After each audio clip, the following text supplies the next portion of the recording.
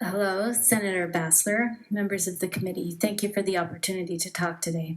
I'm here as a parent of 3 children in Monroe County Public Schools. I'm also the chair of the Monroe County branch of the Indiana Coalition for Public Education. And I listen to teachers and administrators speak about the importance of extra funds for schools to serve students who are experiencing the stress of poverty, transient living situations, food insecurity, whether it's temporary or long-term, generational. Students need to have their basic needs met to feel safe, fed, and rested in order to be ready to learn. As you think about complexity, I want to urge you to consider all of the funding, the total funding that school districts receive, not just the complexity funding, even though I understand that's what we're talking about today, but it's not happening in a vacuum. Schools are not starting from an equal funding base. There's a wide range of property tax dollars that school districts get, from almost $8,000 per student in property taxes annually to just over $1,000 per student. These disparities are related to property values and whether districts have the resources in their communities to support referenda or not.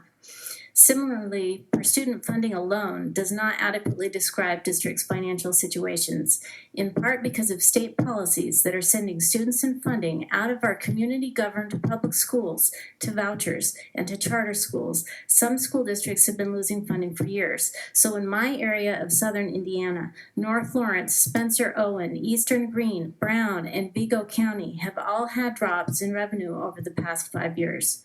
Drops in students mean drops in funding, which means cutting staff, courses, and programs.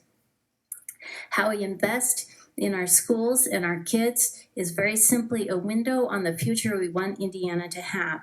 If we continue on our current path, we will have a path with vast differences between what education looks like if you are rural, urban, or suburban. Is having a library and world language courses and advanced placement courses something that only suburban kids should get? What does that say about how we value children and their potential? What does that say to companies considering locating here about how attractive our communities are and how well equipped our young adults will be for challenging jobs?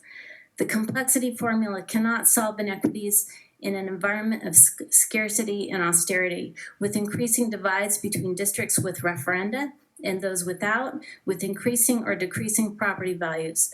But it should be an ambitious instrument of narrowing those divides. The goal should be for school districts with higher rates of poverty to actually receive more money overall, not just more money from one pot. We pay now for adequate resources in our schools, or we pay later in economic hardship, addiction, prison terms, and increased trauma. Please support families experiencing struggle and need and invest in our community-governed public schools. Thanks. That was very sharp and concise. I appreciate that. Any questions, please? Okay, thank you for being here today.